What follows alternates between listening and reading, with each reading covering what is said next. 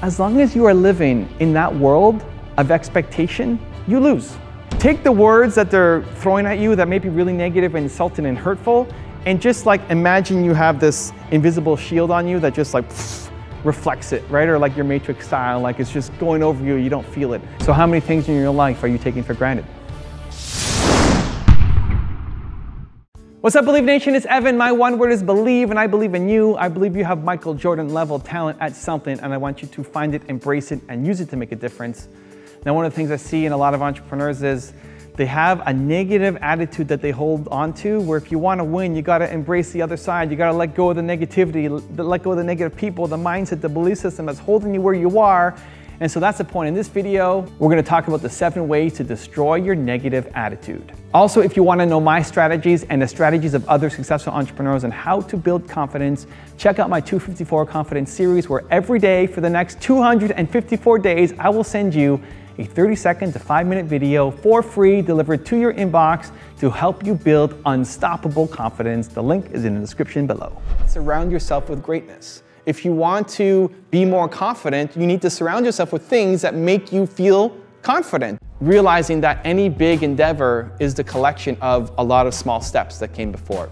If you're doing work that you love, you're more likely to follow through. You're more likely to do it because it doesn't feel like work, because you love doing it.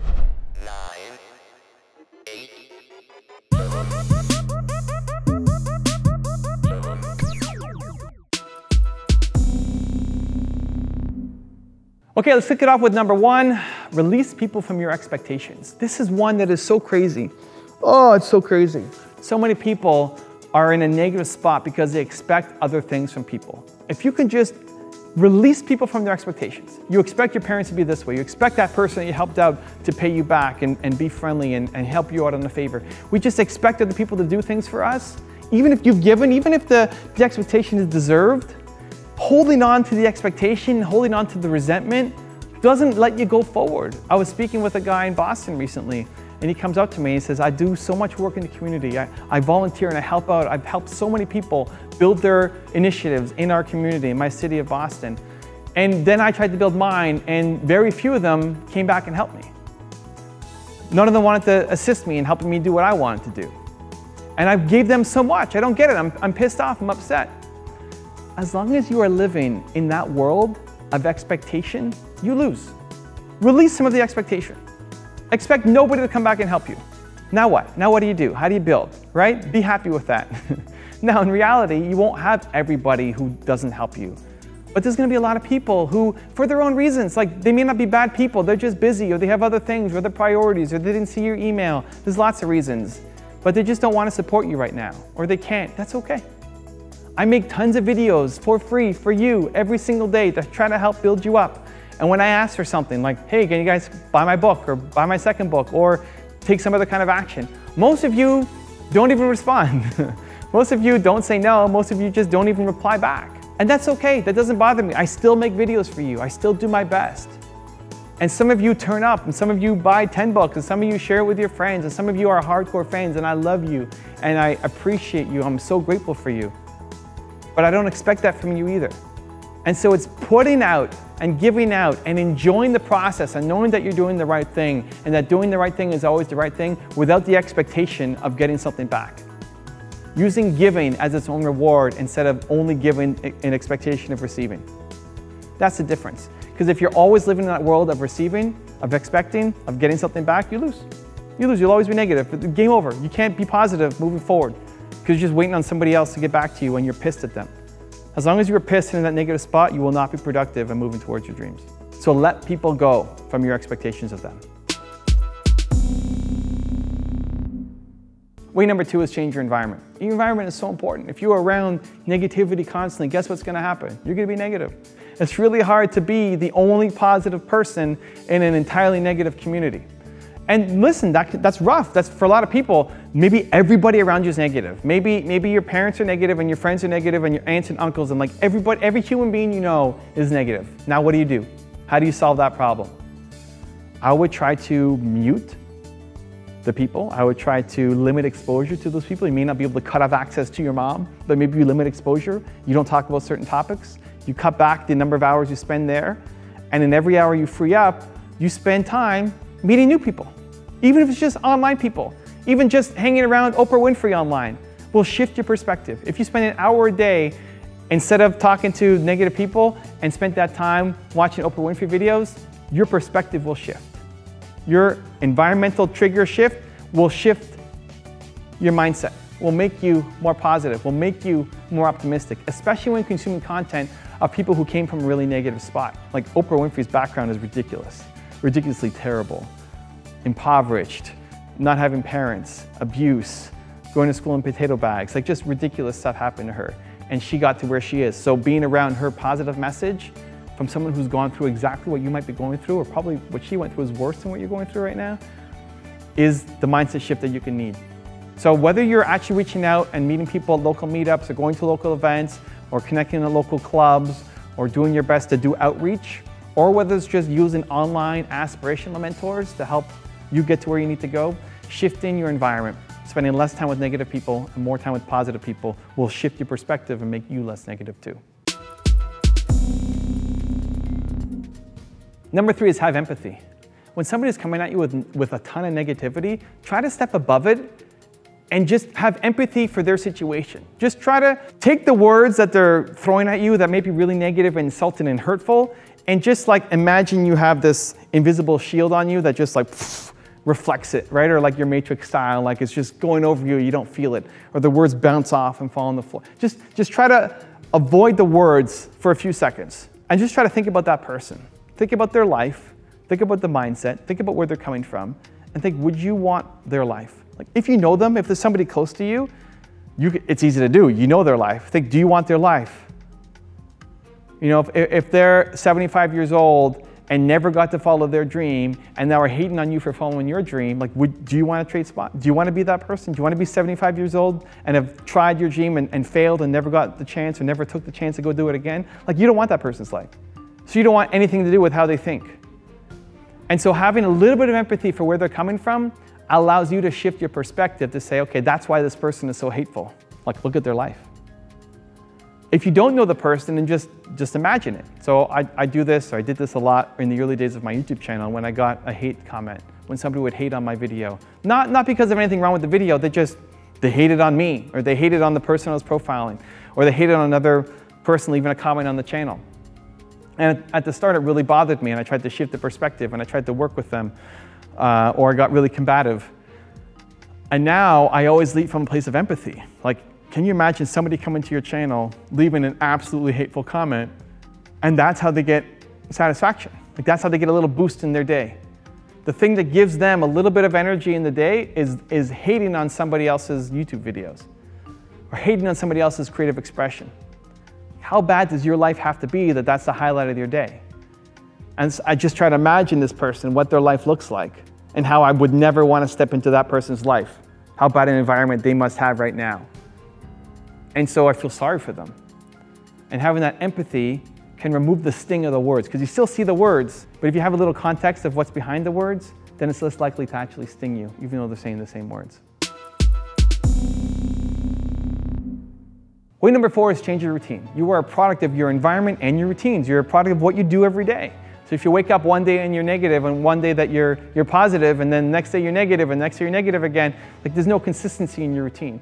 And a lot of people wake up like an accident. A lot of people wake up and they have no plan, they have no routine, they fall into their day. They wake up and they check their phone, and now you're just immediately responding to other people's emergencies through email and social media.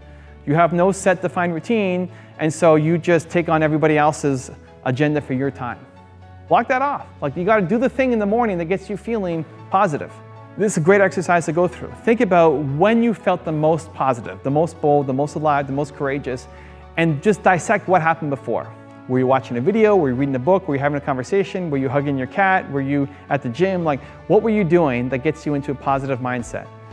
If, for example, it's dancing. Dancing makes you feel happy. Dancing shifts your mood immediately into a positive one. Great. Start every morning dancing. Wake up, put on your playlist, and jive it out. Put on a song that automatically makes you want to be happy and dance. And pick a couple songs, because the same song won't work forever. So you have a rotation of songs. Or if it's watching a video, there's tons of videos. Or if it's reading a book, there's tons of books. Listen to podcasts, there's tons of podcasts. Start your day with a thing that makes you feel positive. Because if you wake up feeling negative, there aren't that many people who wake up and you're like, yes, what a day, I can't wait for this day to start, right? And you wake up and you're tired. You might have had a bad sleep. Most people wake up neutral. And so if you do the thing that then allows you to have a positive viewpoint on life, and do that with intention, schedule the first 10, 15 minutes of your day with intention, you are much more likely to achieve that intention. Where if you have no intention, you're much more likely to just respond to everybody else's needs for your time and dive down into a really negative spot. Way number 5 to destroy your negative attitude is to have gratitude. It's really hard to be really grateful for something and negative at the same time. Think about how fortunate you are to live your life. Think about, like, you have internet access. You can watch this video. You know, you're growing up, if you're in North America, you have nothing to complain about compared to a lot of other places in this world. And so just having some gratitude for the health of the people around you, for the country that you live in, for the air that we still get to breathe, that you can look out a window and still see trees.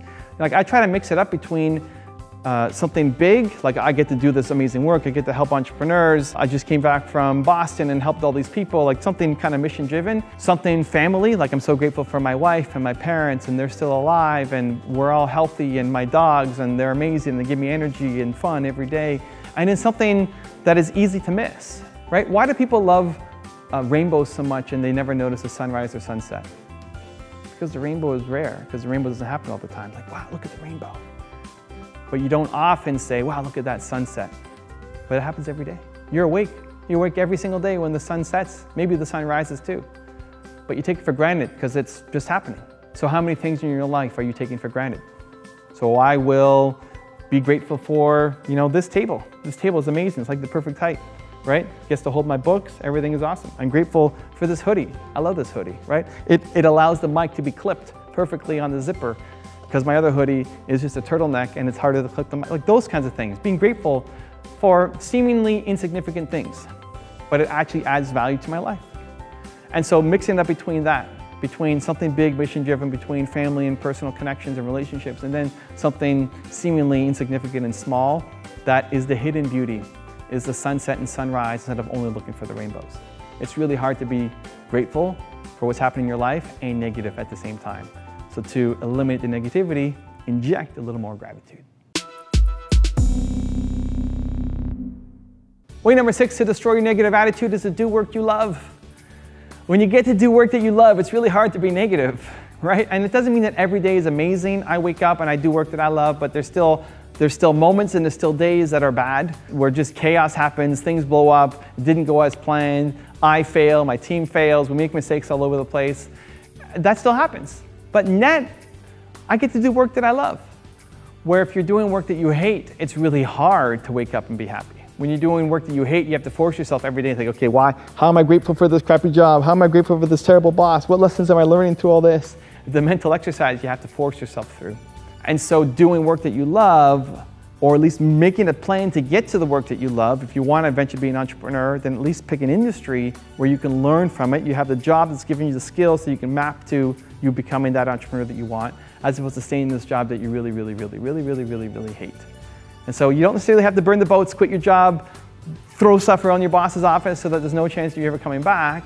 But if you're not doing work that you love, at least having a plan to work towards it. Whether that plan happens this week, next week, 3 months, a year, like you're working towards making that plan happen. And if you're seeing progress, you're seeing hope, it's a lot easier to be happy during the day. Where if you feel like you're stuck in this job, doing work that you hate forever and ever and amen, it's really hard for you ever to be a really happy person. And way number 7 to destroy your negativity is to know and live your one word. I think one of the biggest reasons why people aren't happy is they don't know themselves. They have zero self-awareness. And if you don't know yourself, your one word is your most important core value. If you don't know what it is, then you end up living somebody else's life. You end up taking on other people's values. When somebody tells you, can you do this, or please do that, or you have to do this, you'll end up wanting to do it because they have confidence in that thing and you don't have any confidence in yourself. If you don't know what you stand for, then you don't know what you stand against. You have no walls. And so people will walk all over you. And it may feel wrong, or it may feel like you have a lot more potential inside you. It doesn't necessarily mean you're in the mud. It doesn't mean like you hate your life completely. But self-awareness for me is a big factor. I think when you know yourself, when you know your most important core value, when you know what that stands for, then it allows you to create a business and a life that is with intent, that is purposeful, that is meaningful. And the people who don't fit in, who don't have a similar value to you, who don't believe the things that you believe, you will never be happy working with them.